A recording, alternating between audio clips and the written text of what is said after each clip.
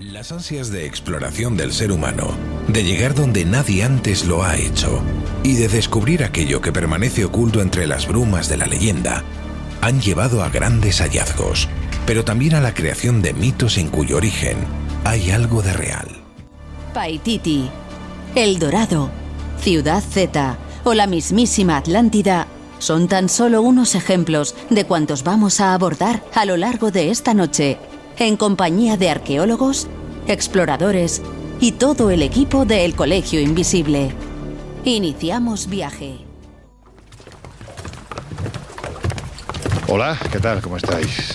Mirad, hace ya mucho tiempo que algunos miembros de este equipo del Colegio Invisible andamos detrás de la pista de ciudades perdidas que se debaten entre la realidad y la leyenda y de las que cada vez hay más argumentos para pensar que en algún momento puntual de la historia pudieron llegar a existir. Y quizás una de las más legendarias sea la mítica, o quizás no tan mítica, Shangri-La.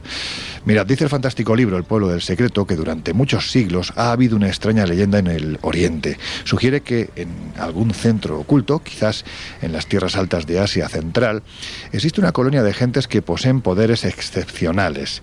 Este centro actúa, al menos en algunos aspectos, como el gobierno secreto del mundo. Algunos aspectos de esta leyenda llegaron a Occidente durante las cruzadas. La idea fue renovada por el pensamiento Rosacruz en 1614, fue reintroducida con algunas variantes en el siglo pasado por Madame Blavatsky y el diplomático francés Jacques Eliot, y fue sugerida de nuevo por el autor inglés Talbot Mundy y más recientemente por el viajero mongol Ossendowski en 1918. Es el misterioso Shangri-La de la leyenda, donde ciertos hombres, evolucionados más allá de la situación humana ordinaria, actúan como regentes de poderes más allá del planeta. Esto es lo que dice este libro, editado por Sirio. Laura, buenas noches por encima de todo. Es uno de esos sitios que siempre nos ha interesado, ¿no? A quienes leemos el esoterismo en el mejor sentido del concepto. Pero ¿qué es esto de Shangri-La y qué vinculación tiene con la mítica Shambhala? ¿Dónde se ubica? ¿Cuál es su importancia? Y primero, ante todo, buenas noches. ¿Cómo estás? Buenas noches. Pues aquí andamos. La verdad es que el concepto de Shangri-La yo creo que todos en algún momento nos ha hecho soñar. Es un concepto que la mayoría llega a nosotros normalmente en la adolescencia, cuando lees alguna cosa al respecto. Y yo creo que es una época fantástica porque además invita a eso, a soñar y a imaginarte pues mundos extraños, diferentes, ¿no? Dentro del mismo mundo, claro. Shangri-La, de hecho, es una aldea mítica, utópica, situada teóricamente en las regiones inexploradas de las montañas del Himalaya, y aunque el término, como dices, se originó en la década de 1930, el concepto es muy similar a conceptos más clásicos como los antiguos paraísos que podríamos hablar pues de Shambhala y el Jardín del Edén. Se dice que los habitantes, como dices, que practican las costumbres budistas tradicionales, libres de materialismo y otras influencias occidentales. Se supone que viven cientos de años, mucho más que un ser humano normal, y que además conviven con una especie de armonía idílica con la naturaleza. Dentro de esas altas cumbres, el pueblo se supone que está muy escondido y tiene un palacio sagrado, un lago. Eso es lo que explican las fuentes, al menos. El término, como decías, sale de la novela de Lost Horizon de James Hilton, y que fue publicada en 1933. Y esta novela, traducida como Horizontes Perdidos, narra la historia de los supervivientes de un accidente aéreo que consiguen llegar a una especie de lamasería utópica situada pues justamente en ese lugar, en ese fantástico Shangri-La en los confines del Tíbet. Es un lugar cerrado donde se ven paisajes absolutamente idílicos, maravillosos, donde el tiempo parece suspendido, donde la atmósfera es de paz y absoluta tranquilidad. Y como decíamos, pues probablemente está inspirado en el Shambhala antiguo, ¿no? En la década de 1580, sin embargo, cuando el mundo occidental escuchó por primera vez la mención de este paraíso tipo Shambhala, pues bueno, hubo mucha gente que realmente dudó de su existencia o no, si realmente pues la cosa iba en serio, ¿no? Los viajeros europeos de la época se dicen que fueron recibidos allí pues en la corte del emperador Akban, y que escucharon todo tipo de utopías sobre esta mítica ciudad y utópica ciudad. Desde luego, si hay un sitio donde una ciudad de estas características podría ocultarse a la vista de los curiosos de Occidente, sin duda alguna sería estos paisajes absolutamente maravillosos de los Himalayas, del Karakorum, donde, no sé si lo sabéis, hay uno de esos reinos perdidos, en este caso absolutamente real, que es como una especie de obsesión que tengo metida en la cabeza desde hace años. No sé si habéis oído hablar del Reino Perdido de Mustang. Ya os doy las buenas noches también a vosotros. Jesús, Josep, ¿cómo estáis? ¿Qué hay? Muy buenas. Muy buenas noches. Pues eso, el Reino Perdido de Mustang. Hace un tiempo hubo... Que no de los Mustang. Yo estaba... Ahí acabas de quedar como muy viejuno. Muy viejuno, sí. Pues hay un documental, y esto os lo recomiendo si no lo habéis visto, que hace hará unos 2 años más o menos, se emitió en la 2 de Televisión Española, que se titulaba precisamente así, El Reino Perdido de los Himalaya. Y bueno, era un poco la historia de un viajero, ¿no?, que recorriendo los pasos que su propio padre había realizado varias décadas atrás, se iba al Reino Perdido de Mustang para conocer al rey con el que estuvo hablando su padre tiempo atrás. Era una especie de recorrido iniciático, casi una peregrinación, pero en fin, era una auténtica delicia ver esos paisajes y la historia que había detrás. Pero ya que estamos hablando, Jesús, de conceptos que yo creo que todos hemos oído hablar en alguna ocasión, en muchas ocasiones pues no sabemos qué hay detrás, ya lo ha comentado Laura, lo que hay detrás de Shambhala, de Shangri-La, pero qué vinculación tenía este asunto con un grupito un poco extraño, los teosofistas, y por qué se despertó en ellos el interés por este lugar. Bueno, pues antes de responder de forma concreta a la pregunta, pongamos un pelín. Esto es una amenaza, ¿no? No, que va a ser súper rápido. Sí. Pero pongamos un pelín en contexto, que es esto de la teosofía, para el que quizá no tenga la referencia concreta. Sería una religión, una especie de doctrina que surge también a finales del siglo XIX, encabezada principalmente por una mujer, una escritora, ocultista y divulgadora como era Elena Blavatsky. Y digamos que esta religión, o como ella misma, como Blavatsky misma dice en su libro La clave de la teosofía, explica que este concepto sería precisamente uno de los tantos nombres que se utilizan para designar a una sabiduría sin edad, eterna, y que no es otra que el conocimiento de la verdadera realidad. Por tanto, vamos a ver también, si nos metemos de lleno en esta idea, que tiene cierta corriente o bebe precisamente de ciertas ideas orientales en lo que a lo religioso respecta. Y precisamente Elena Blavatsky, insisto, una de las fundadoras y sin duda que mayor alcance le dio al tema de la teosofía, en otro de sus libros más importantes, La doctrina secreta, ya habla de que, esta ciudad de Shambhala o Shangri-La, que estarían de alguna forma mezclada, habla de que cuando el continente de Lemuria, otro de esos continentes perdidos, se hundió en el Pacífico, algunos de sus supervivientes emigraron precisamente, algunos a la Atlántida y otros a Shambhala. De hecho, algunos de los seguidores de Blavatsky creían que los maestros tibetanos que le dictaron telepáticamente sus enseñanzas, mediante revelaciones casi mediúmnicas, eran precisamente los habitantes de Shambhala.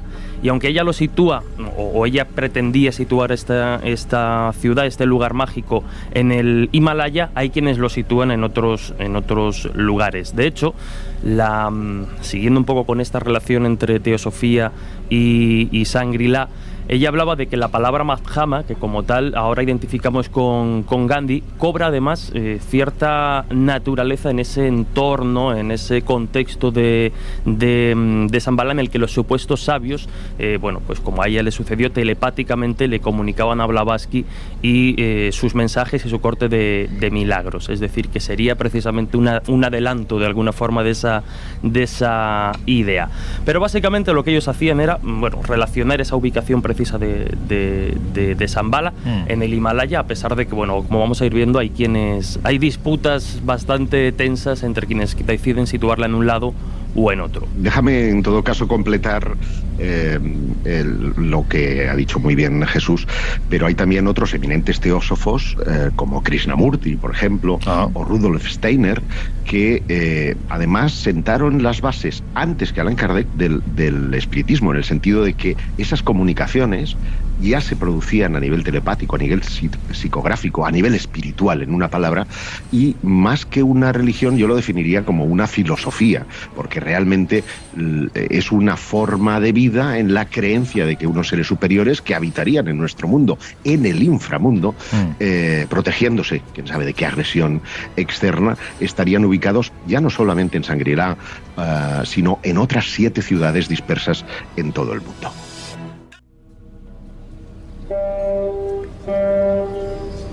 Lo que sí parece evidente es que James Hilton, como ha dicho Laura hace unos minutos, ¿no?, el autor de Horizontes Perdidos, donde se cita la existencia de este reino mágico, casi paradisíaco, parece que él se lo basó en uno de esos lugares únicos que también hay en el planeta y que, bueno, pues yo he tenido la oportunidad de visitar en una ocasión, acompañando, mejor dicho, en este caso, a un equipo de rodaje dirigido por el doctor Jiménez del Oso, que es el Valle de Unza, ¿no? El Valle de los Inmortales. Es conocido así, pues porque lo normal es que te encuentres con un señor a 5.000 y pico metros de altura que acelera más que tú y que seguramente sobrepasa con creces los 100 años, ¿no? De hecho, hay muchos estudios que se están realizando en este lugar para ver el porqué de la longevidad de la gente que habita en este lugar, que en ocasiones llegan hasta los 125 años. Piensan que pueden ser los alcaloides, ¿no?, que bajan con las aguas del río Indo desde las alturas de las montañas. En fin, es una de esas historias que parece sustentar la existencia de este reino mítico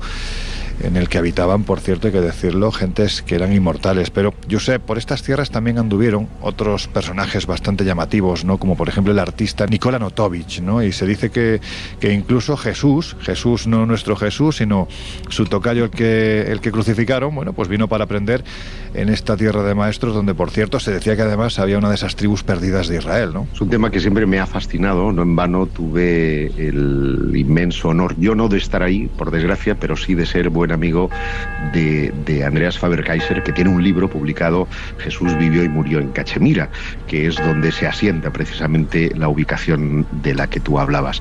Y eso es lo que crea al menos una comunidad, la Ahmadía, que Jesús fue un profeta justo enviado por Dios entre los israelitas. Y la versión de la crucifixión para esta comunidad es que Jesús no murió en la cruz. Algo que algunos sospechábamos, pero en teoría cuando lo bajaron todavía estaría vivo, estaría inconsciente. Allí le habrían trasladado a un sepulcro, el de José de Arimatea, y sus seguidores más cercanos le habrían dado ungüentos, le habían cuidado y habría recuperado su salud, y luego habría viajado a Oriente en busca de las 10 tribus perdidas de Israel en cumplimiento de su misión divina. Y, bueno, habría vivido hasta una edad avanzada, hasta que murió y fue enterrado en Cachemira.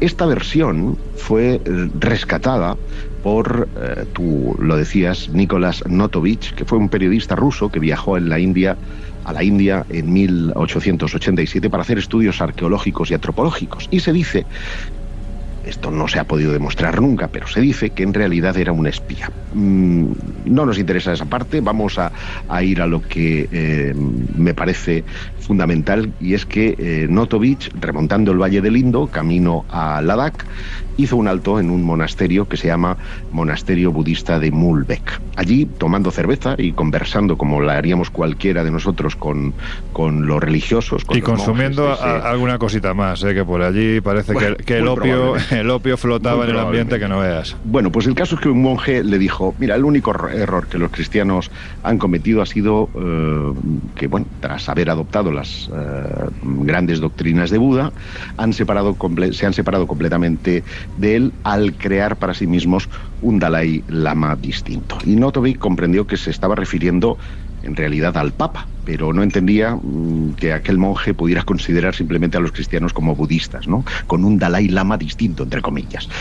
El caso es que este monje prosiguió asegurando que ellos respetaban a aquel al que los cristianos llaman Hijo Único de Dios, y aunque pensaban que había sido solo un hombre muy santo, era seguidor de la doctrina de Buda. Aquello hizo que abriera los ojos de par en par, porque aquella región conocía a Jesús de Nazaret y le llamaban Isa.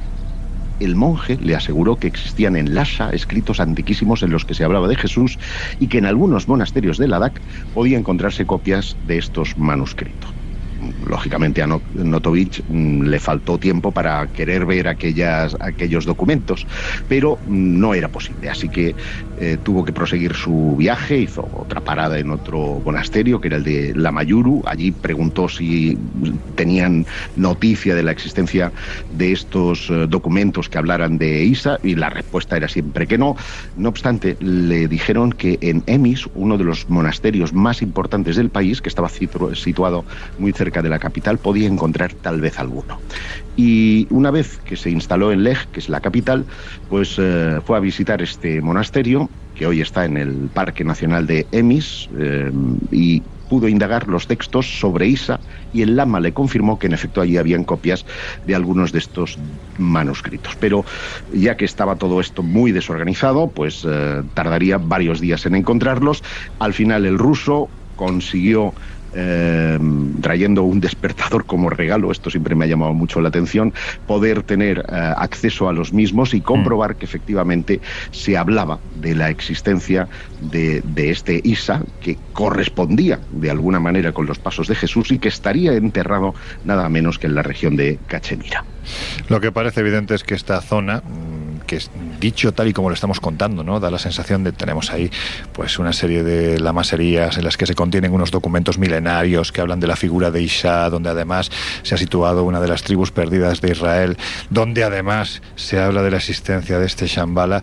Es que esto parece el argumento del Señor de los Anillos, es como un mundo legendario, podría serlo, ¿verdad?, podría serlo, que pertenece a un pasado remoto, pero que está ahí. Fíjate que este escrito al que tuvo acceso Notovich son un total de unas 224 páginas que están divididas en varios capítulos, entre los que se habla de la introducción y relato de la vida de Moshe, en alusión a Moisés, del nacimiento de Isa y el viaje a la India, donde aprende la doctrina de los sabios, Jesús predicando en Persia, regreso a Palestina y muerte. En fin, hay toda una serie de capítulos interesantísimos acerca de esa vida apócrifa nunca reconocida de Jesús de Nazaret en el Tíbet. Laura, son reinos perdidos a los que, no sé, decirte que podríamos organizar un viaje a estas regiones del planeta, quizás sea, no sé. ¿Te imaginas? Pues, convocar, o sea, viaje a Lemuria o viaje a Shangri-La. Me encantaría. Oye, cuidado, es un viaje de leyenda, sin lugar a dudas, ¿no? Sí, y lo que sí te puedo decir que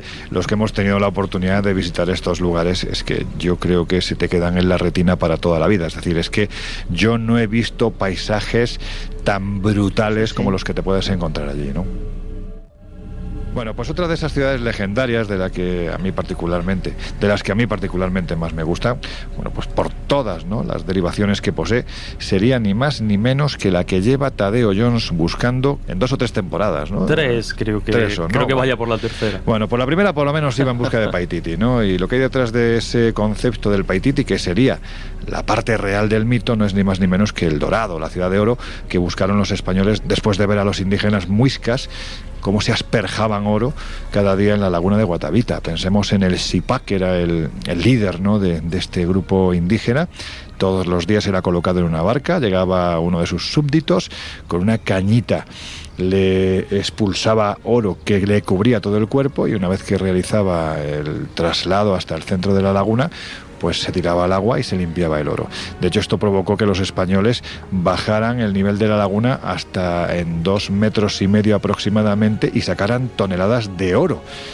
Lo hicieron además con más de 3.000 indígenas que iban con sus calabazas, con las que vaciaron la laguna. Imaginad, ¿no?, la operación tan gigantesca. Pero lo que está claro es que detrás de esto, y detrás de esa fiebre de oro, y detrás de ese dorado, Laura, hay algo más que una leyenda, ¿no?, algo que parece ser real. A ver, los conquistadores, al igual que los misioneros, han perseguido ese mito durante muchísimos años, ¿no? Incluso en el año 2001 el arqueólogo Mario Polía aseguró haber hallado un informe firmado por un tal Andrea López del año 1600 en los viejos estantes de los archivos jesuitas de Roma, en el que ya se hacía referencia a esta misteriosa ciudad oculta por la selva, teóricamente ubicada en el departamento de Madre Dios, hablamos de entre Perú, Bolivia y Brasil, y protegida pues por cordilleras que en realidad no serían cordilleras, sino que serían antiguas pirámides soterradas bajo la vegetación de una frondosa selva, ¿no? Bueno, el caso es que la urbe, tan antigua como podamos llegar a imaginar, era nombrada originalmente como Paititi, un nombre que nada tiene que ver con el que ahora pues hablamos, ¿no?, del Dorado. Es un nombre que los indígenas utilizaban para nombrar a una catarata cercana y donde el oro y las joyas se supone se amontonaban a cantidades inimaginables. Hubo incluso quien después de tiempo se atrevió a asegurar que la ubicación de este lugar era uno de los secretos que conocía el Vaticano, cosa inverosímil, ¿no? Lejos de todas estas elucubraciones, la verdad es que tiene visos de haber sido levantado sobre bases de piedra real y en la actualidad, pues si existiese, estaría cubierto absolutamente, comido por la jungla. Hablamos de que, según la teoría, estaría a 13 grados, 12 latitud sur, 72, 71 longitud oeste, un territorio que sería como una especie de triángulo invisible que marca pues, los ríos Manú, al norte Madre de Dios, al oeste, y la ciudad eternamente embarrada de Paucartambo. Yo y los nombres ya sabes que... Bueno, oye, pero bien, bien, Paucartambo. Sí, lo he salvado más o menos bien, ¿no? Es un sitio muy embarrado, ciertamente, Paucartambo. Sí, efectivamente. El explorador peruano Carlos Neuenbander, autor precisamente del libro Paititi, Las brumas de la historia, escribió lo siguiente. El Paititi habría existido en realidad como un vasto reino que agrupaba a los pueblos que habitaban las grandes cuencas de Amaru Mayo o Madre Dios y del Beni. Según Garcilaso, los incas trataron de conquistar el Paititi. Antinsuyo o reino inca habría sido pues una región de fronteras de expansión y retracción variables donde se aglutinaban pueblos y culturas del imperio de los incas y del reino de Paititi. En la vertiente oriental de la cordillera de Paucartambo, el proceso de colonización habría dejado numerosas poblaciones, caminos y otros vestigios ubicados en las cumbres y laderas que descienden a la selva, y erróneamente, en la actualidad, a todas ellas se las denomina genéricamente como Paititi, queriendo significar con ello no una concentración de ruinas, sino más bien restos arqueológicos ocultos por la selva en esa franja territorial. A ver, Jesús, que si alguien ha hecho, ¿no?, por encontrar la ciudad perdida de Paititi y la ha buscado en varias ocasiones, ese ha sido el explorador Diego Cortijo, que por cierto, bueno, pues aparte de ser un buen amigo del Colegio Invisible, también es una persona que cuando le preguntas, contesta rápido, ¿eh? Contesta muy rápido y es de agradecer, lo adelantabas, ¿no? Diego Cortijo, probablemente uno de los mejores exploradores que a día de hoy tenemos no solo en España, sino a nivel internacional.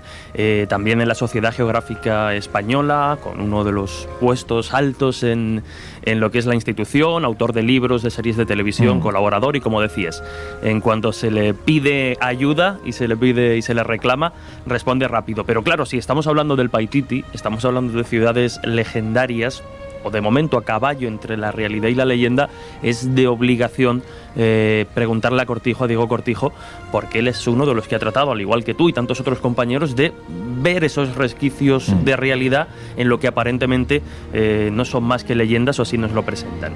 Para empezar, yo creo que es muy interesante, dado que él se autogestiona sus propias expediciones y sus propias exploraciones, plantearle, para el que se quiera animar, cómo se monta y cómo se plantea, ya no solo sobre el papel, sino en la práctica, una expedición de este tipo. Y esa es la primera pregunta que le hemos planteado a Diego. Bueno, expediciones como las que me llevaron a encontrar restos o detrás de las informaciones de Paititi son un proceso, ¿no? En mi caso concreto, fue un proceso que llevó a muchos viajes en la zona de Madre de Dios para comunicarme con las comunidades nativas, obtener la información, conocer qué se sabía acerca de restos arqueológicos y emprender rutas con ellos. Al final ellos son los que tienen la información. Hoy día podemos utilizar técnicas por satélite, radares, LIDAR, que nos ayudan mucho en ese trabajo, pero al final es con las comunidades nativas, de la mano de ellos, de los que necesitas emprender esas rutas, conocer el terreno y recuperar un poco esos lugares pues que se conocen, que hay información, que alguien ha pasado, que ha escuchado, que creen haber visto algo, ¿no? Y de la mano de ellos montar esas expediciones. Al final esas expediciones en zonas de selva nos obliga a ir principalmente pues por río, intentando evitar tener que cruzar zonas amplias de selva virgen, porque avanzar con machete, intentar abrir trocha o abrir camino en una zona de selva es muy complicado. Nosotros en zonas totalmente inexploradas avanzamos, para que os hagáis una idea, apenas 1 kilómetro al día. Abrir camino es muy complicado en selva, entonces siempre intentamos utilizar esas quebradas de los ríos, esos pequeños caminos que nos abre el agua. Bueno, ya veis las dificultades y los retos logísticos que supone montar una expedición de este tipo. Pero lo bueno es que, más allá de los sinsabores, de las complicaciones y de la dificultad de sacar un proyecto de este tipo adelante, lo bueno, como digo, son las recompensas. Y en el caso de Diego, y en esta expedición en concreto, acabó descubriendo algo que había pasado desapercibido, y era una, no voy a hacer mucho spoiler, que no se lo desvele él, pero era una gigantesca roca con forma de cara, de rostro, que parecía haber sido tallada hace mucho tiempo. En ese año que encontramos esa roca, ese rostro aparentemente tallado, ¿no?, que estaba en un sitio impresionante, fue la conclusión de esas informaciones que conseguíamos de las comunidades nativas. Exploradores locales, gente que trabajaba para minería, había avistado a través de helicóptero un sitio, pero no se había llegado hasta ese lugar por tierra, ¿no? Con esa información que teníamos y que recogimos, pues un grupo de Amaracaeris conmigo conseguimos recorrer, sin duda, en la expedición más dura que he vivido nunca, en la que nos tuvimos que abrir camino por machete durante muchos días, donde al final efectivamente lo que parecía un lugar sagrado y las supersticiones que tiene la gente calan en uno, ¿no? Porque cuando llegamos a ese lugar tan mágico, ¿no?, en un lugar presidencial, un rostro enorme, en una gran cascada, junto a una gran laguna, pues todas las tormentas se nos vinieron encima y lo pasamos realmente mal en ese lugar, en ese campamento, y tuvimos que salir casi de allí corriendo. La verdad es que esta es de las historias más increíbles que se pueden escuchar, porque es que a mí Diego incluso me llegó a contar que el descubrimiento de esta cabeza aparentemente gigante de un inca al pie de una cascada, o en este caso la verdad es que coronando la propia cascada, el descubrimiento se hizo porque es que iban, no sé si huyendo o persiguiendo los pasos de un jaguar cercano, que fue el que les guió hasta el lugar. De hecho, la laguna que hay a los pies de esta cabeza fue bautizada como la laguna del Otorongo, porque el Otorongo es el nombre que le dan en esta zona del planeta precisamente al jaguar. Al bichejo iba a decir, al bichazo. Bueno, con unos piños que no veas el bicho. Pues precisamente de este tipo de dificultades en las que a veces por el encuentro o el contraste con la naturaleza, con los peligros que uno se encuentra y a veces la falta de medios, bueno, pues las dificultades, ¿no?, que acarrea una expedición de este tipo. También hemos querido preguntarle a Diego cuáles son y si en alguna de estas expediciones de las que lleva realizando desde hace tanto tiempo, pues se ha encontrado, vamos a decir, algún tipo de barrera por parte de la mismísima naturaleza, que a veces parece querer proteger sus secretos, ¿no? Pues le preguntamos por último cuáles son estas dificultades y complicaciones. Es cierto que al final todas esas supersticiones, esa idea de lugares sagrados, ¿no?, que uno quizás puede ser más o menos escéptico, en este caso concreto del rostro, cuando llegamos a ese rostro en piedra, al final calan, ¿no? Porque uno lo ve con cierta distancia, ¿no?, esas costumbres, esas tradiciones, pero cuando uno llega a ese rostro y siente una tormenta amazónica encima de su cabeza, yo siempre lo digo, las tormentas en selva suenan de una manera especial y tronan en el corazón de una manera muy fuerte, ¿no?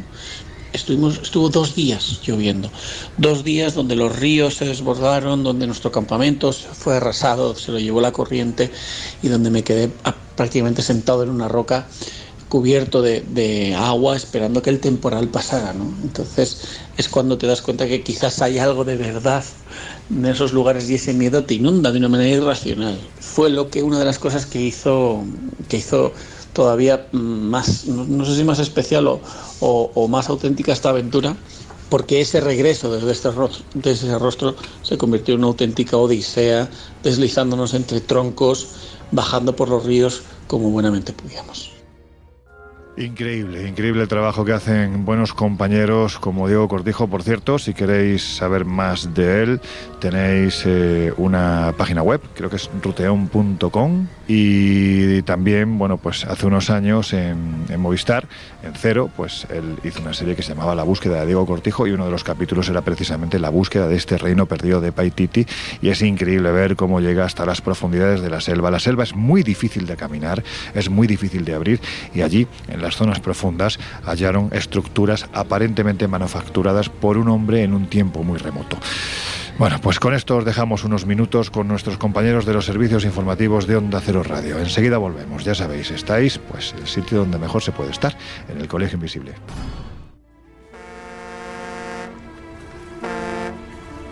Bueno, pues ya estamos de vuelta. Si te acabas de incorporar al Colegio Invisible de hoy, que sepas que te estamos hablando de un tiempo que fue real y que parece que hay quien está empeñado en traerlo al presente. Ciudades perdidas, lugares míticos en cuyo pozo podría estar esa realidad que dio origen a los mismos. A ver, Josep, esto dicho brevemente, ¿hablamos de la Atlántida? Podríamos hablar de la Atlántida. Esto daría casi para un programa monográfico del Colegio Y Invisible, para 20. que sería también un puntazo, ¿eh? Y para 20 seguramente, porque de la Atlántida se ha dicho de todo y se han emplazado o se la ha emplazado en múltiples lugares, pero según los diálogos de Platón, la Atlántida era una tierra al oeste de las columnas de Hércules, que son unos accidentes geográficos que están a un lado y al otro del estrecho de Gibraltar, con lo cual está muy clara la ubicación que la fuente literaria a la que acude todo el mundo radica precisamente este continente o isla perdida, porque ahí también hay discusión. Y tuvo un gran poderío económico, social y militar, pues llegó a dominar la Europa occidental y el norte de África hasta la ciudad, hasta que la ciudad de Atenas pues logró, por así decirlo, detenerla. Y en este momento es cuando se produce, según la leyenda, una catástrofe sin descripción que hundió a la isla y a todos los ejércitos que disponía. Y la Atlántida, dice textualmente, fue borrada por completo del mapa y de la historia. Lo cierto es que desde la Edad Media esta historia siempre fue considerada una alegoría. Nadie se creía que la Atlántida era un lugar físico hasta que en el siglo XIX, y gracias al romanticismo, comenzaron a surgir posibles emplazamientos y a dar a este relato legendario la mirada de realidad. Y si somos fieles a ese relato, como he dicho, las columnas de Hércules sitúan geográficamente muy bien el asunto, hay que mirar al Atlántico, y la primera teoría localiza precisamente la Atlántida allí. Los montes más altos no habrían llegado a cubrirse y corresponderían, según la primera de las teorías, con las islas que conforman lo que conocemos como la Macaronesia, es decir, las Azores, Madeira, las Islas Salvajes, Canarias o incluso Cabo Verde. Y el problema de todo esto es que la teoría de la deriva continental evita precisamente que allí pudiera radicar algún tipo de estructura continental. Lo anula completamente, claro. Lo anula por completo, lo que también ha hecho que los más imaginativos pues hablen incluso de una isla que emerge y se sumerge, de extraterrestres, etcétera, etcétera. Pero vamos a la segunda hipótesis, que baja un poco la Atlántida a nivel de mito, en el sentido de que los griegos pudieron exagerar lo que fue en realidad. Me refiero a la teoría que defiende precisamente nuestro amigo Claudio Lozano, que es que homologa de alguna forma la Atlántida a la cultura tartésica. Bien, pues déjalo ahí, Josep, déjalo ahí porque, mira, te voy a dar una sorpresa. Vamos a tener a Claudio en un ratito, en unos minutos, y nos va a contar él precisamente las últimas investigaciones que está haciendo a este respecto.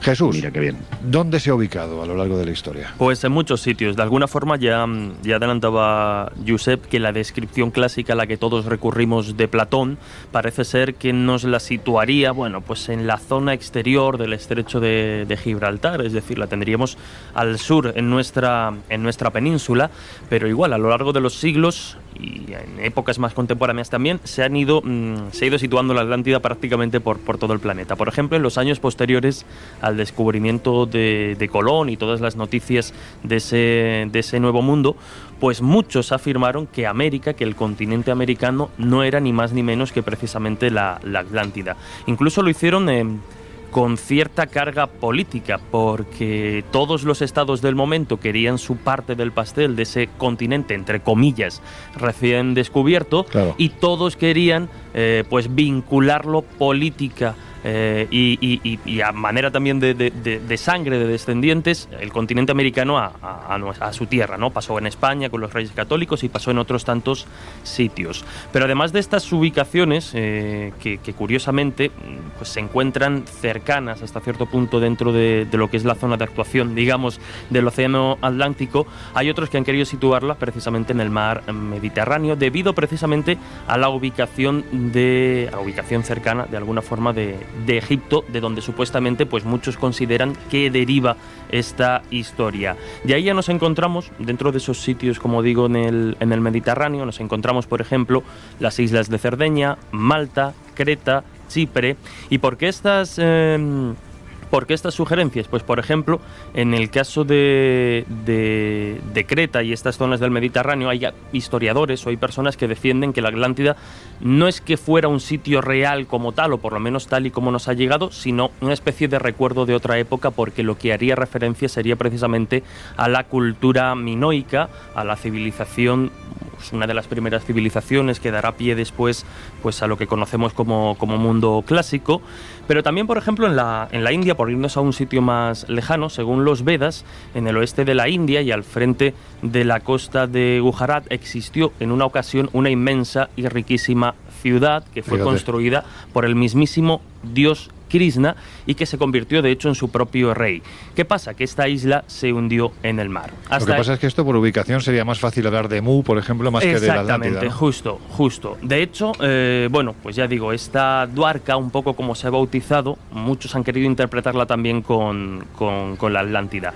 Y en España, pues yo creo que sobran las palabras, porque también se han propuesto muchas cuestiones, pero si además va a estar con nosotros Claudio Lozano, tiene poco sentido que lo comentemos. Pero bueno, como anécdota decir que en el 2018 aproximadamente un nuevo documental volvió a situarla cerca del coto de Doñana, también relativamente cerca de como hablábamos antes, del estrecho de Gibraltar. Pero ya veis que en función de la política, que en función de las ideas y en función de la época, se ha ido situando a este continente legendario en diferentes partes del globo. Claro, aquí las cuestiones que nos llegan, ya estamos un poquito más cerca, ¿no?, de lo que es el océano Atlántico. Ya ha comentado Josep que es imposible, la teoría tectónica de placas invalida que hubiera un gran continente en mitad del océano, nos estamos metiendo más en el Mediterráneo. Pero claro, ¿y si estuviese más cerca de lo que imaginamos? ¿Y si además hubiese pruebas de ello? ¿Y si hubiese arqueólogos que con un gran coraje parecen intentar buscar respuestas a tantas preguntas? Bueno, pues a estos ISIS les puede dar algo de luz el que va a ser nuestro siguiente invitado.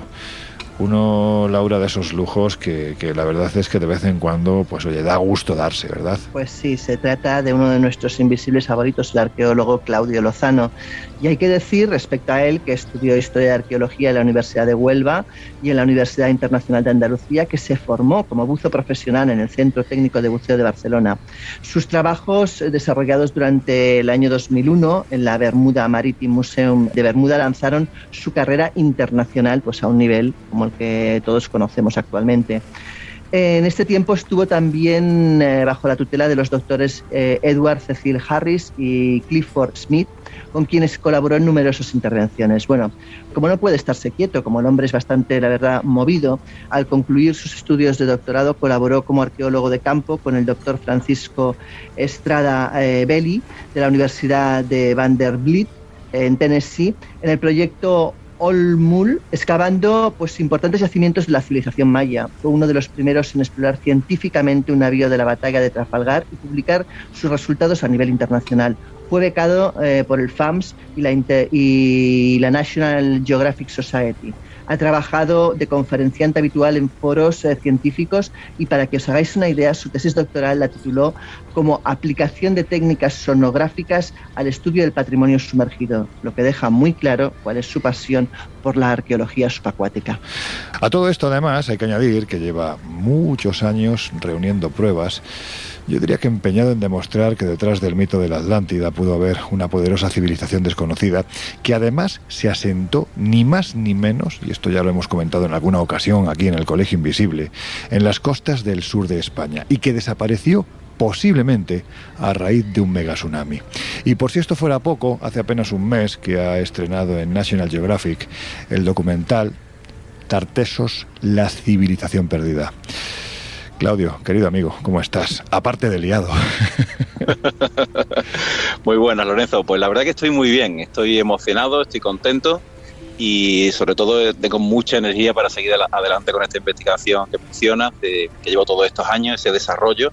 Y el documental que mencionas ha sido además un aliciente para seguir investigando y seguir adelante con nuestro proyecto.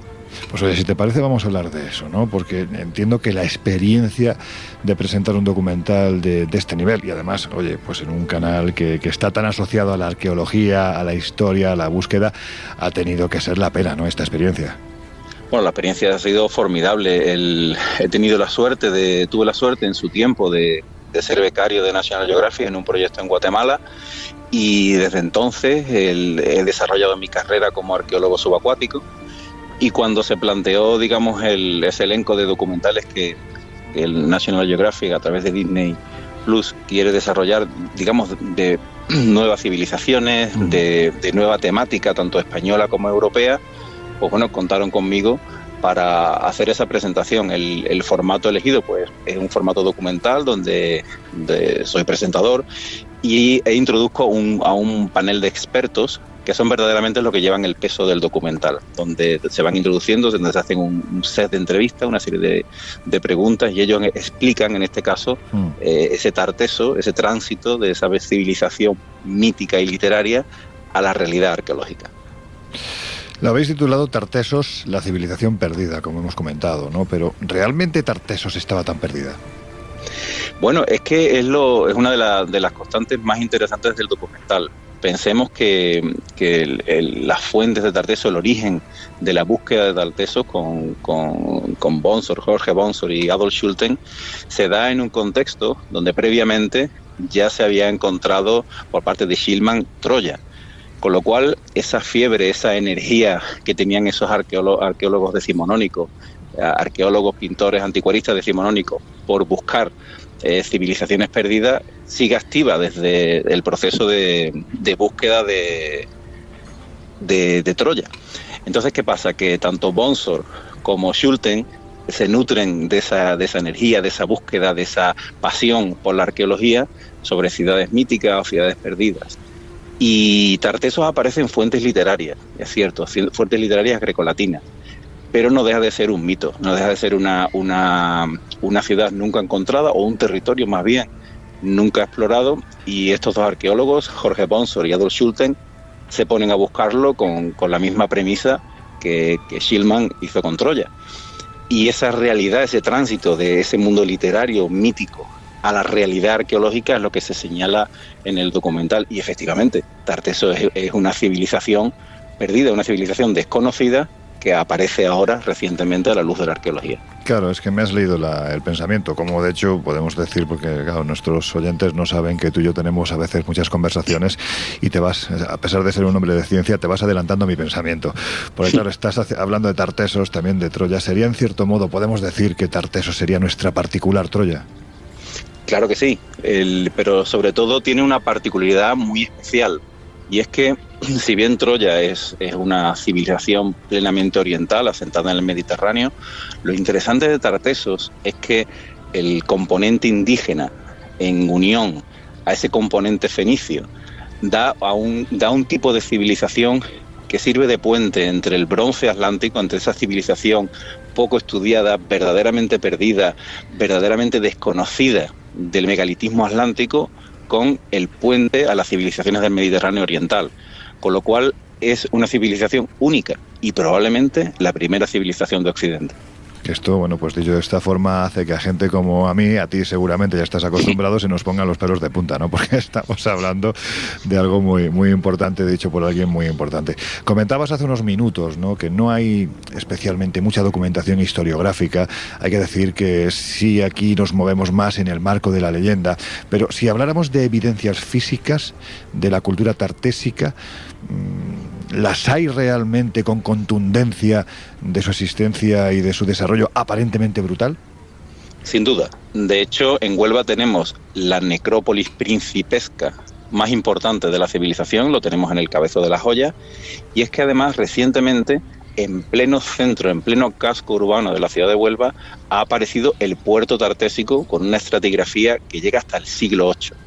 Es decir, esa mitificación y esa literatura, esas fuentes documentales, de pronto han cristalizado para la arqueología. Y no digamos con ese posterior cambio de la civilización tartésica hacia el mundo turdetano que tenemos expandiéndose hacia el norte, hacia Portugal y hacia Badajoz, con el caso del Turuñuelo, ¿no?, de un yacimiento formidable que es 400 años más tardío que digamos que el origen de Tartesos. El origen de Tartesos es una civilización claramente que mira al mar, claramente con su eje en Huelva, pero habría que entender Tartesos como todo un territorio que se extiende a Sevilla, Cádiz, el Algarve portugués y Badajoz.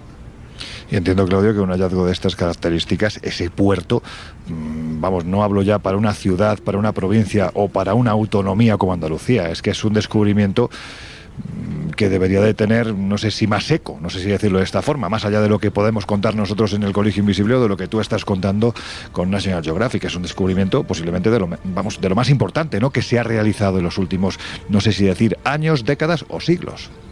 Es un descubrimiento, Lorenzo, de primera magnitud, pero no solamente por el valor arqueológico intrínseco, sino porque además estamos hablando de que es el descubrimiento de una civilización que hasta hace 70 años era un mito.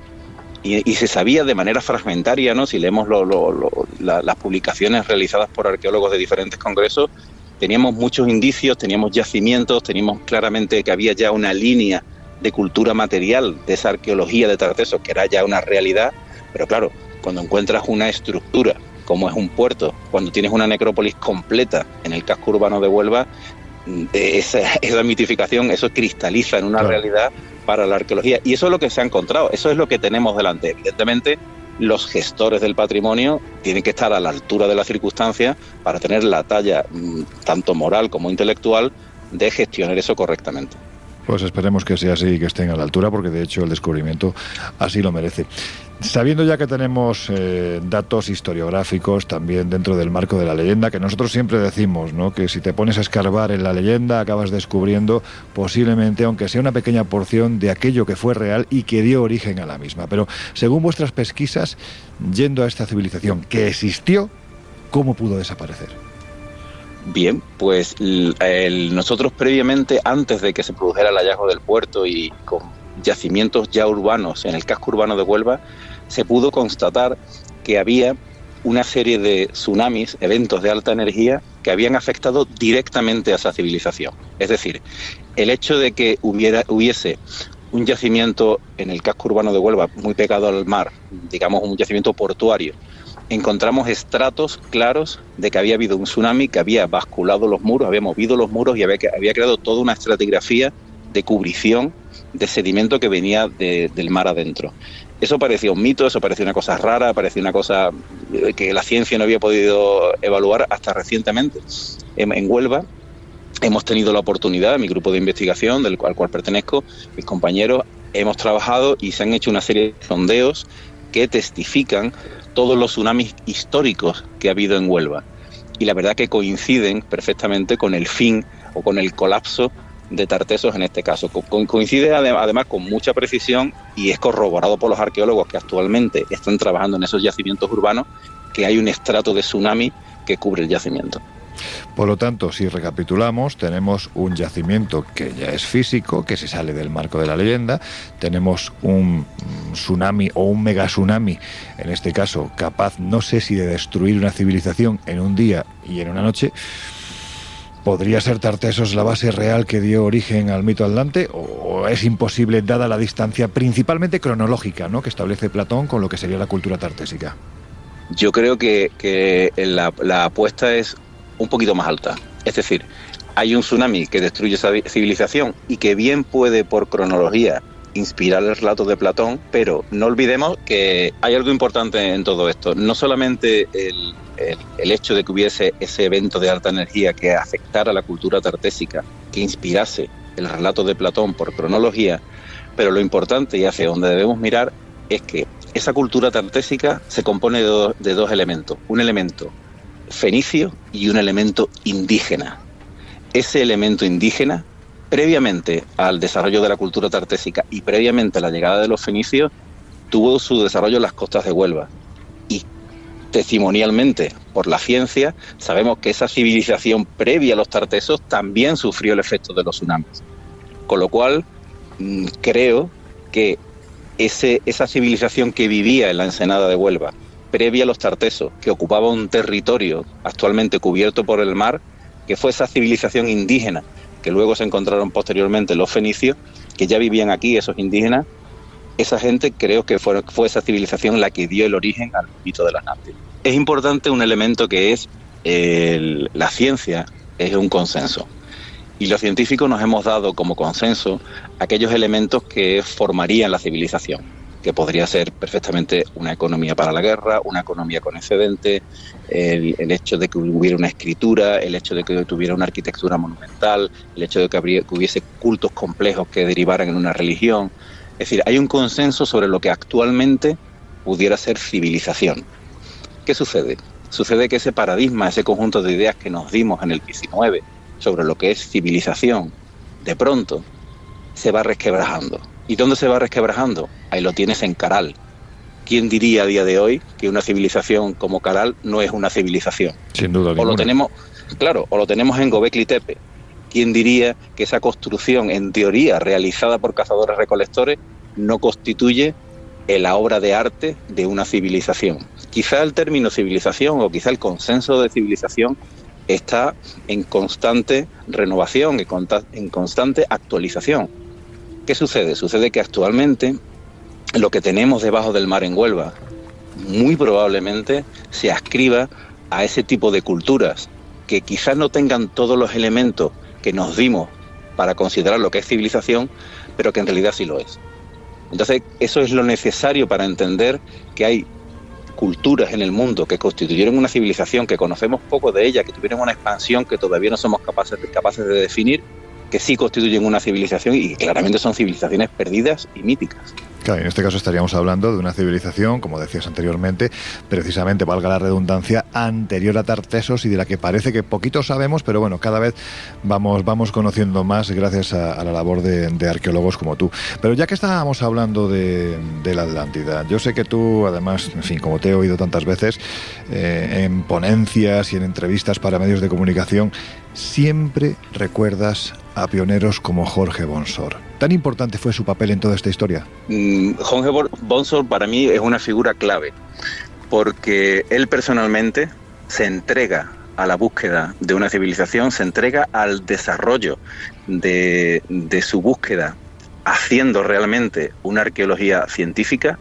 Recordemos que él es dibujante y digamos en ese tiempo es donde la arqueología se está configurando ya como invento inglés, ese desarrollo que hay ya en Egipto crea una larga tradición, y Jorge Bonsor, aún basándose en textos literarios, aún todavía con ese pozo de mitificación de la arqueología mítica, de esa arqueología soñada, él utiliza el método científico, él dibuja, él crea registros, él además potencia el hecho de que ve de cara al futuro que los yacimientos pueden convertirse en un elemento de cultura para la civilización. Entonces, y para los que, digamos, viven en el entorno, ese papel de Jorge Bonsor es crucial. Es cierto que a Jorge Bonsor se le ha criticado porque Jorge Bonsor lo que hacía era, había piezas, se le vendía a la Social Hispanic Society en Estados Unidos y, digamos, de alguna manera con algunas piezas financiaba sus excavaciones, que eso se ve a día de hoy ya con una evolución de la ética de la propia profesión como algo malo, pero las aportaciones de Jorge Bonsor son cruciales. Es más, muchas veces se reivindica más la figura de Adolf Schulten por las publicaciones que realizó, que son publicaciones muy contundentes, muy orientadas hacia Tartessos, pero cuando leemos las 4 principales obras de Bonsor y cómo él trabaja en el entorno de Bajo Guadalquivir, vemos como verdaderamente y además emociona su lectura, vemos como verdaderamente este hombre realiza un trabajo arqueológico real para llevar una civilización del mito a la literatura y a la realidad arqueológica. Y ya que estamos en esa realidad arqueológica y estamos retomando el asunto Atlante, que sabes que a mí particularmente, pues en fin, ¿qué te voy a contar? Me gusta mucho, sobre todo escucharte a ti y las investigaciones que has realizado, pero dentro de lo que es, vamos a llamarlo así, ¿no? Vamos a dejar un poco el mito, vamos a llamarlo civilización perdida. En ese tiempo pretérito, ¿habría evidencias de la presencia de una gran civilización en el sur de España, ni más ni menos? Yo creo que esa civilización existiría y está debajo del agua. ¿Qué sucede? Que muchas veces olvidamos que tenemos elementos que van desde Gibraltar hasta Escandinavia, que es todo lo que es el megalitismo atlántico, que no está bien estudiado, que las cronologías no casan, que hay elementos que no concuerdan bien con eso que se ha dado en llamar la revolución neolítica. Entonces, lo que yo pienso es que ese origen de civilización costera, ese origen de civilización que tenía su centro en donde bien cita Platón, más allá de las columnas de Hércules, en el entorno de Huelva, en la ensenada de Huelva, esa civilización existe. Tendría elementos en su hinterland, pero recordemos, en la parte digamos de tierra adentro, para que nos entendamos. Pero observemos lo que sucede con los tartesos. Tarteso, que es una civilización muy posterior, está ahora mismo debajo de la actual ciudad de Huelva. Todo ese proceso se ha alterado. Entonces, buscar una civilización todavía más antigua que los tartesos y que probablemente tenga su eje en un sitio que ahora mismo está cubierto por el mar es complejo. Y sobre todo vincular esa civilización a ese mundo megalítico. Ese es el trabajo de la ciencia, eso es lo que hay que hacer. Es decir, cuando estudiamos el megalitismo atlántico, cuando estudiamos los complejos megalíticos que tenemos en toda la fachada atlántica europea, vemos que probablemente, o por lo menos al menos en mi opinión técnica, yo lo veo como una unidad cultural y veo que su eje se encuentra en Huelva y espero encontrar las pruebas de ese eje bajo el mar. Claro, yo he hablado contigo en alguna ocasión que lo que es el paisaje marítimo de Huelva, hasta que no te metes unas cuantas millas mar adentro, pues no es muy profundo. Claro, lo que tú me estás diciendo es que si esto estuviera bajo el mar, ¿podría haber megalitos bajo el agua? Sí, claramente. Pensemos que actualmente desde el 14.000 hasta el 6.000 a.C., el mar ha subido 125 metros. En el caso de Huelva, eso equivale a unos 43 kilómetros de media de una costa que está sumergida. De hecho, desde el punto de vista geológico, esa paleocosta antigua, esos paleocauces de los antiguos ríos están debajo del mar. El mar avanzó, el mar fue progradando, el mar fue subiendo de nivel, para que nos entendamos, y esos constructores posteriores de megalito que tenemos en tierra construirían sus hábitats y construirían sus megalitos bajo el mar. Eso es lo que hay que estudiar. Evidentemente hay una alteración, hay una serie de sedimentos, hay una dinámica litoral que afecta a todo eso, y eso es lo que estamos estudiando. Y evidentemente estamos encontrando pistas muy claras de que la presencia de los paleocauces está, de que la presencia de hábitat está, estamos encontrando huesos, estamos encontrando elementos que a medida que vayamos avanzando en la investigación irán cristalizando en una realidad arqueológica.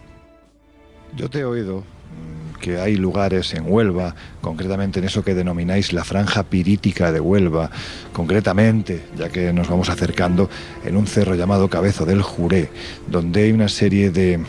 Bueno, es que prefiero que lo cuentes tú, porque entiendo que esto que hay allí tendría que ver con esta civilización milenaria, ¿no? Bueno, pensemos que Cabezo del Juré constituye el primer sitio de la península ibérica donde se funden metales. Pero no solamente se funden metales, sino que se funden metales y se hace un filtrado, un proceso de crisol de esos metales para hacer todavía el metal más puro. Y además llama mucho la atención de que es un pequeño yacimiento que parece que funden en la zona donde el mineral lo tienen cerca, tienen ese cobre nativo, ese cobre que está en superficie, que se cita también en las fuentes platónicas, ¿no? Ese oricalco, ese cobre de montaña, y que posteriormente ellos lo funden en su hábitat y lo llevan a la costa. ¿A vendérselo a quién? No lo sabemos. Y se traen de la costa alimento para el propio hábitat. Entonces, Cabezo del Juré constituye probablemente un mundo indígena del que pertenece a una civilización o pertenece a un pueblo del que no conocemos, del que no sabemos nada, de por qué están fundiendo ahí, desde cuándo llevan fundiendo, a quién le están vendiendo el mineral y a qué le están vendiendo el metal, porque el metal que se vende no es un metal para hacer arado o para hacer herradura, es un metal para la guerra. Entonces, ¿con quién está conectada esa cultura? ¿Quiénes son? ¿Por qué hay una tradición tan antigua de venir del Mediterráneo oriental a buscar minerales ahí y a ese contacto comercial tan antiguo? Esos enigmas son los que hay que resolver, y probablemente esa cultura que creó la explotación en la franja pirítica de Huelva depende de esa cultura que nada sabemos, que probablemente sea lo que inspiró el mito de la Atlántida. Claro, en este caso, ¿de qué tiempo estamos hablando? Cabezo del Juré tiene una cronología aproximadamente del 3500 a.C. y, digamos, entronca con qué culturas hay en el Mediterráneo en desarrollo en el 3500. Estamos hablando del Imperio Medio, estamos hablando de ¿De los sumerios? ¿De quién estamos hablando? Es decir, eso es altamente interesante para el desarrollo de la historia. Es decir, yo no creo que lo que se produce en Cabezo Jurel sea para un comercio local. Yo creo que se está produciendo un comercio a larga distancia. Creo que forma parte de un elemento cultural mucho más denso y que probablemente tuviera sus centros de distribución, porque claro, los de Cabezo Jurel, recordemos que montan el mineral en bueyes y los van a vender a la costa a los centros de venta. Probablemente esos centros de venta estén sepultados bajo la marisma de Huelva o sepultados bajo el mar. Y ahí no tenemos información. Aquí lo que nos planteamos es si esta civilización existió, que no hay ninguna duda, cuyos vestigios se encontrarían debajo del agua, ¿habría evidencias de su desaparición a raíz de un evento brutal natural? Nosotros en los trabajos que hemos hecho en el grupo de investigación de nuestra universidad hemos tratado de constatar los tsunamis de época histórica, pero es que hay tsunamis de época prehistórica que también se constatan en la sedimentología, en los testigos de sedimento, que probablemente afectaran a civilizaciones de las que no tenemos noticia. Entonces, esas secuencias, es decir, donde se produce un tsunami por el tiempo geológico, normalmente se producen otros eventos de alta energía previos, pero no sabemos, porque no tenemos constancia, no tenemos fuentes escritas. La única fuente escrita que tenemos para este caso es la descripción de Platón, de las Atlántida. Claudio, yo te he visto en la última conferencia que diste en el marco del 9º Congreso de Enigmas y Misterios de la Historia, que fue increíble, porque además ahí pusiste sobre la mesa las investigaciones, las últimas investigaciones que estás realizando, además, pues con todo lo que es el aparataje técnico avanzado que estás utilizando para ello y que está consiguiendo unas imágenes absolutamente brutales. Pero si yo te pregunto, vamos a sumergirnos porque sé que además a ti eso te encanta. ¿Has hallado algún vestigio real bajo el agua que te vaya confirmando que vas en la línea de investigación correcta en base a lo que tú mismo crees que puede haber ahí debajo? Mira, Lorenzo, lo primero que hay que buscar es tratar de encontrar los elementos que reconstituyan el medio ambiente de la época, o sea, el paleoambiente. Antiguamente, yo cuando veía las cartas náuticas y hablaba con colegas geólogos que tienen mucho más conocimiento que yo de la morfología y de la dinámica litoral, veíamos que había paleoplayas, había, digamos, zonas de dunas que habían sido arrasadas por el mar, es decir, el mar había avanzado y las había borrado. Y nos daba la sensación de que en algunas zonas se veía la silueta de los antiguos cauces por donde deberían de circular los ríos. Entonces, el objeto principal de nuestra investigación fue, vamos a ver si esos paleocauces existen. Hicimos una investigación y empezamos a testificar que esos paleocauces efectivamente existían. Normalmente las civilizaciones, los pueblos, el hábitat humano se pone cerca, o sea, se asienta cerca de las costas, de los ríos, para tener fuente de agua y para tener fuente de alimento. ¿Qué nos estamos encontrando? Pues nos estamos encontrando una compleja red de antiguos cauces, pero antiguos cauces de ríos que tienen 14 metros de profundidad. Es decir, son auténticos ríos, donde asociado a esos ríos probablemente hay hábitat. Sucede que en algunos puntos, estamos hablando de 17, 20 metros de profundidad, hemos empezado a encontrar huesos. ¿Que pueden ser de un naufragio? Bueno. ¿Que pueden ser los restos cerámicos asociados a un naufragio? Bueno, no lo sabemos. En eso estamos. Estamos primero reconstruyendo el paleoambiente, reconstruyendo el contexto donde esa civilización pudiera asentarse. Una vez que tengamos el contexto, pasaremos a la arqueología. No hay que olvidar, Lorenzo, que todo esto hay que hacerlo desde el punto de vista de la ciencia. Tú viste claramente la ponencia que tuve la oportunidad de dar en Segovia, que el interés principal era homologar la ciencia que estamos haciendo.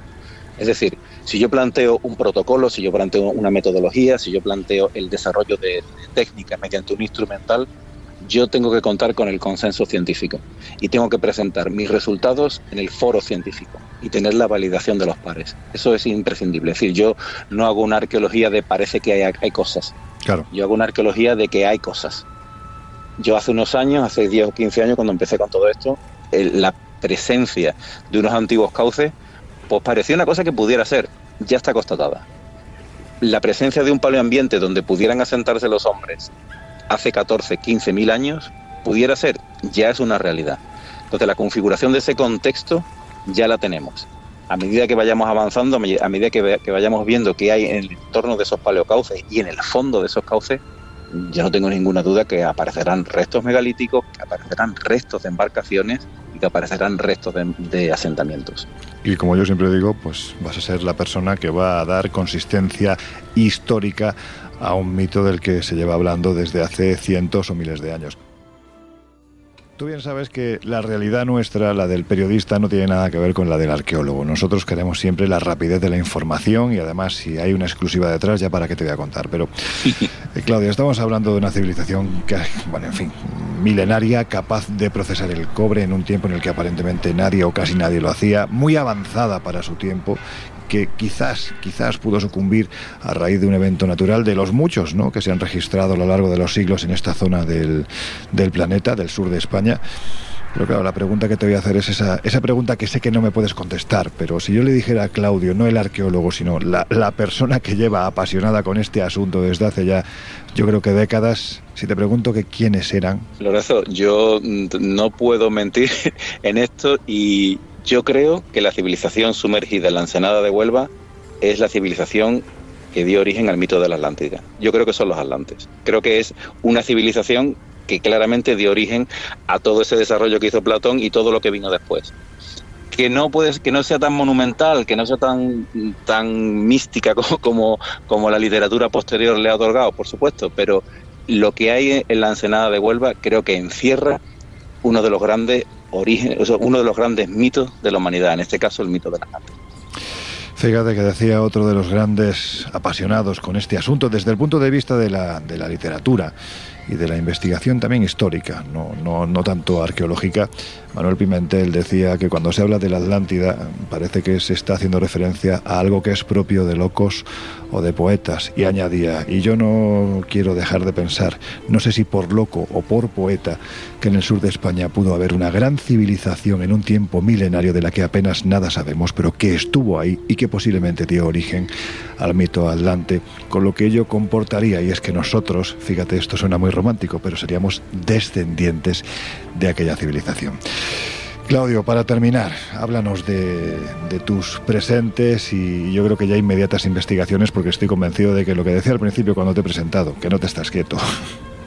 No, actualmente sigo adelante con el proyecto Rey Gerión, que es el proyecto, digamos, que todos los años hacemos campañas y tratamos de sacar publicaciones de lo que estamos haciendo en la Ensenada de Huelva. Ese proyecto sigue adelante. Afortunadamente tengo todavía la oportunidad de seguir trabajando en el desarrollo de la Carta Subacuática Arqueológica de Costa Rica. Estamos haciendo campañas todos los años durante 15, 20 días, un mes, completando esa carta arqueológica, y después mi trabajo principal, que actualmente lo que estoy haciendo es establecer línea base del ecosistema y cartografías a alta profundidad que estamos haciendo en el norte de Nueva Zelanda. Estamos trabajando con alta tecnología, que es tecnología que posteriormente trato, por lo menos en metodología o en lo que la financiación me permite, trasladar a lo que estoy haciendo en Huelva, ¿no? Estamos haciendo sondeos y estamos haciendo cartografía a alta profundidad y debajo del sedimento en el norte de Nueva Zelanda. Eso es ahora mismo lo que estoy trabajando. Que no es poco. Oye, tema televisión, sí. ¿Habrá más inmersiones en el campo televisivo? Porque estoy seguro que sí. Sí, estamos ahora mismo, he hablado con varias productoras y canales presentando diferentes tipos de ofertas.